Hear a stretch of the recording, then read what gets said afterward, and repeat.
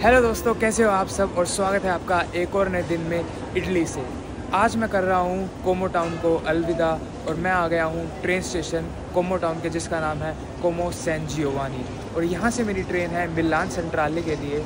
मिलान से मुझे फिर से ट्रेन चेंज करनी है वेनिस के लिए। तो आज मैं आपको वेनिस एक्सप्लोर करवाऊँगा और मैं वहाँ रहूँगा 2 नाइट्स के लिए। तो आपको पूरा वेनिस में अच्छे से दिखाऊँगा। बट सबसे पहले आप यहाँ का ट्रेन स्टेशन देखो। ये है कोमो टाउन का ट्रेन स्टेशन। मेरी ट्रेन है 10:36 पे आने वाली है और फिर मुझे मिलान से स्पीड ट्रेन कैच करनी है। सब तगड़ी लाइन में लग गए हैं भाई सीट लेने के लिए, क्योंकि इस सीट में ये रीजनल ट्रेन है, कोई सीट नंबर अलॉट नहीं होता। तो फर्स्ट कम फर्स्ट सर्व वाली बात है।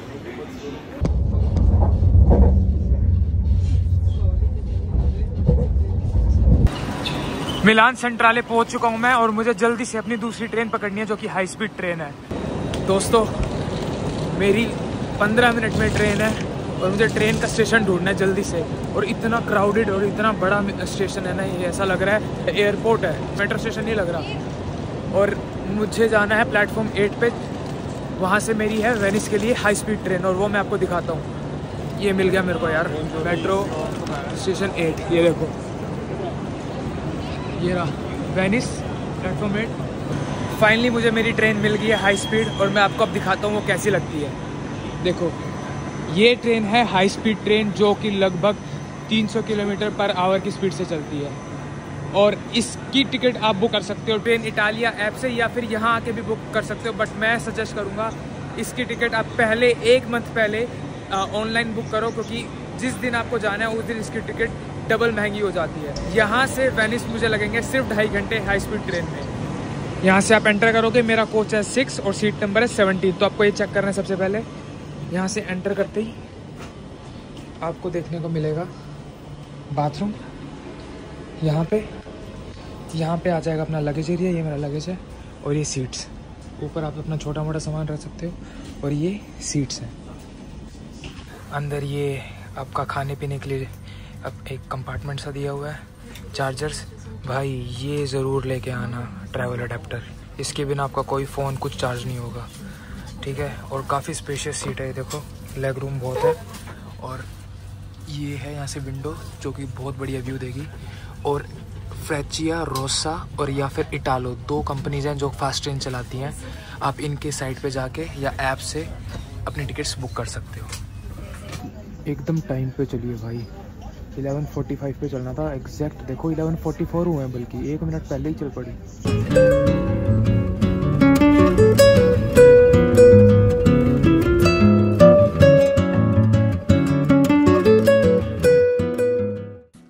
तो दोस्तों, वेनिस में पहुंच गया हूँ। जस्ट अभी अपने एयरबीएनबी में आया हूँ और आपको वेनिस के एयरबीएनबी का टूर दे देता हूँ। ये बीएनबी मुझे 2 नाइट्स के लिए पड़ा इंडियन रुपीज़ में कुछ 16,000, और अगर कैनेडियन डॉलर्स बोलूँ तो 231 आई थिंक। तो मैं इसको रूट देता हूँ। देखो, ये अपना बेड, वहाँ बालकनी है, ये अपना फ्रिज, ये उन्होंने बना के दिया हुआ है प्लेटफॉर्म सा खाने पीने के लिए, सोफ़ा, कैबिनेट। तो स्टेशन से बाहर निकलते ही आपको ऐसी चहल पहल देखने को मिलेगी। सभी टूरिस्ट हैं और इतने लोग आए हुए हैं इस सिटी को देखने। और इस ब्रिज को क्रॉस करके हम जाएंगे दूसरी स्ट्रीट पे, ताकि हम वेनिस को एक्सप्लोर कर सकें। स्वागत है आपका बहुत ही प्यारी सिटी और बहुत ही ज़्यादा पुरानी सिटी वेनिस में। आप जो ये ब्रिज देख रहे हो, ये one of the oldest bridge है जो ग्रेट कैनाल्स के ऊपर से जाता है। ग्रेट कैनाल्स के ऊपर से सिर्फ 4 ब्रिजेस जाते हैं, जिसमें से ये एक है जिसका नाम है पुंतो डेगली स्कलाजी। और ये ब्रिज कवर करता है डिस्ट्रिक्ट सेंटा क्रोसे और डिस्ट्रिक्ट सेंटा कारारोजी। अगर आप सेंटा लूसिया स्टेशन से आओगे तो आपको यही ब्रिज क्रॉस करके इधर आना पड़ेगा। उसके बाद ये जो आप वाटर देख रहे हो, इसको बोलते हैं द ग्रेट कैनाल, जो कि इन डिस्ट्रिक्ट्स के बीच में से जाता है एज अ एस शेप्ड। और ये कैनाल आप सिर्फ गोंडोला या पब्लिक वाटर टैक्सी से ही एक्सेस कर सकते हो। बाकी Venice is a very walkable city and आप कहीं भी वॉक करके जा सकते हो या फिर वाटर टैक्सी ले सकते हो। और इस ग्रेट कैनाल की जो डेप्थ है वो है लगभग 16 फीट। और ये एक तरफ से लेके जाता है हमको सेंटा लूसिया स्टेशन पे, जो कि ये है the main station of Venice, और दूसरी तरफ ये लेके जाता है हमको सैन मार्को की तरफ, जो डिस्ट्रिक्ट है। थोड़े फैक्ट्स वेनिस के बारे में। वेनिस को बोला जाता है कि Venice a city of canals and city of total pedestrians, because यहाँ पे कोई भी कार, कोई भी बस कुछ नहीं चलती है। और वेनिस को ऐसा भी माना जाता है कि वर्चुअली वैसी ही दिखती है जैसे ये 600 साल पहले दिखती थी। वेनिस का एक और नाम जो कि पुराने टाइम पे बोला जाता था, इसको बोलते हैं वेनेतियन, और वेनिस नॉर्दर्न ईस्ट इटली में पड़ता है। और वेनिस बना हुआ है टोटल 118 आइसलैंड से, और आप जहाँ पे भी देखोगे आपको सिर्फ गोंडोलास, बोट्स, फेरीज ही चलते हुए मिलेगी, या फिर लोग पैदल चलते हुए मिलेंगे।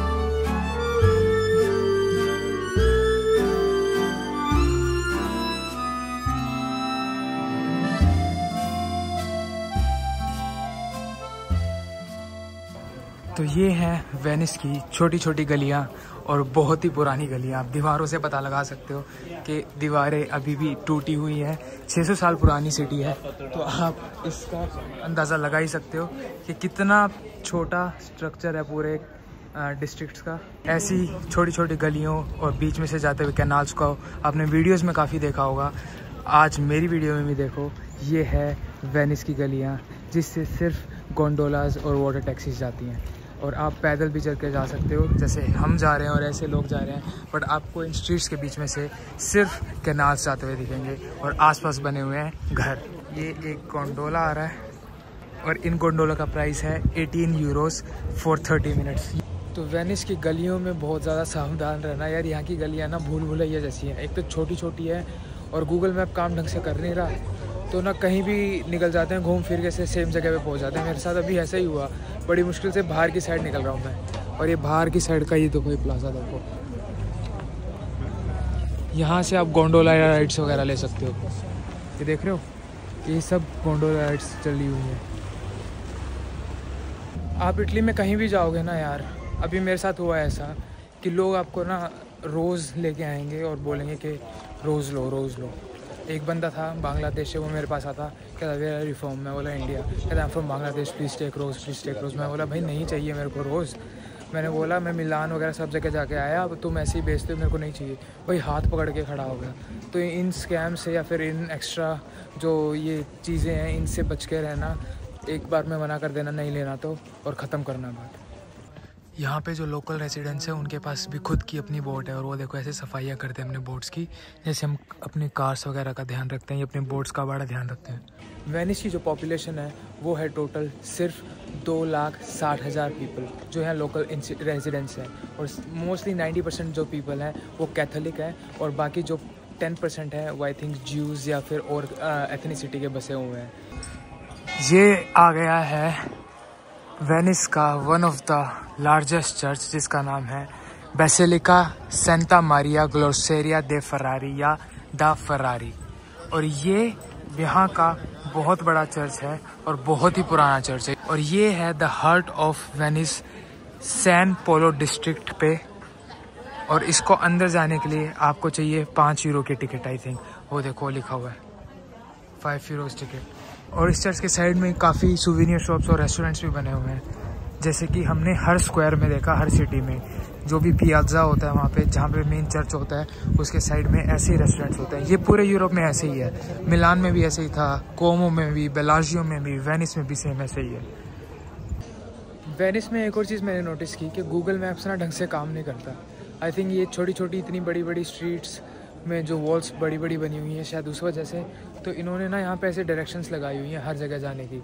रियाल्टो ब्रिज हो गया, बेसिलिका हो गया, तो आप वो देख के भी जा सकते हो अगर आपको गूगल्स मैप यूज़ नहीं करना। ये जो लिखा हुआ है पोंते एस पोलो, पोंते का मतलब होता है ब्रिज, और एस पोलो सेंटा पोलो जो कि स्ट्रीट का नाम है। तो यहाँ पे 2 मेन स्ट्रीट्स हैं, सेंटा पोलो और सेंटा मार्को, और ये जो ब्रिज है इसका नाम है पोंते एस पोलो। तो मैं आ चुका हूँ वेनिस के बहुत ही famous bridge the Rialto bridge पे, और ये one of the oldest bridge है सभी चारों ब्रिजेस में। और इसकी जो कंस्ट्रक्शन थी वो शुरू हुई थी 1173, और इसको जिसने बनाया था उसका नाम था एंटोनियो दे पूंटो। और 1173 के बाद भी इसको काफ़ी बार डिमोलिश करके रिकन्स्ट्रक्ट किया गया है, और ये आज के टाइम पे सबसे ज़्यादा टूरिस्टिक ब्रिज है पूरे वेनिस में।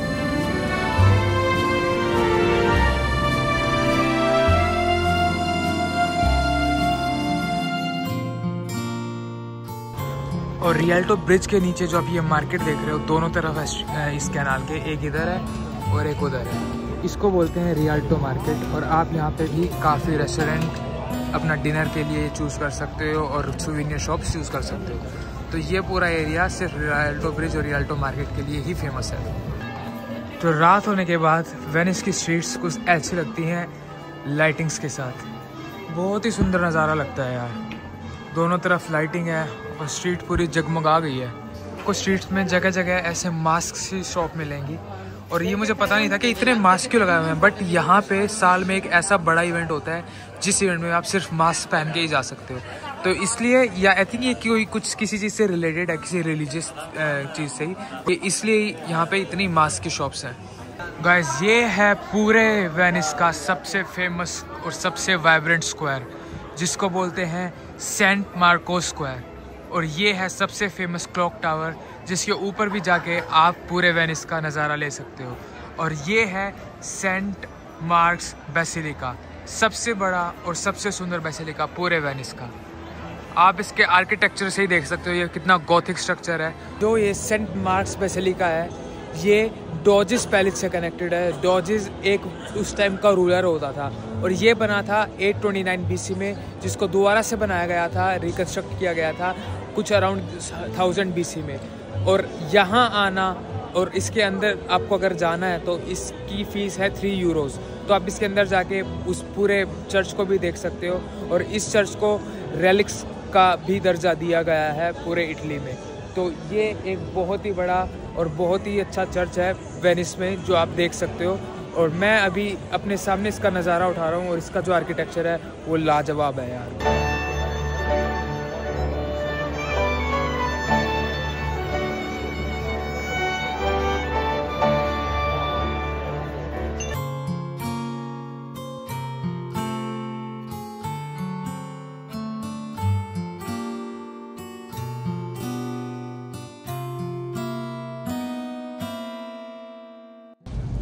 यार वेनिस सिटी को ना मैंने नोटिस किया कि लाइटों से रात को और ज़्यादा सुंदर बनाया हुआ है यार। मैं अभी वहाँ मार्को स्क्वायर पे था, वहाँ पे इतनी ज़्यादा लाइटिंग्स थी, इतना सुंदर लग रहा था वेनिस।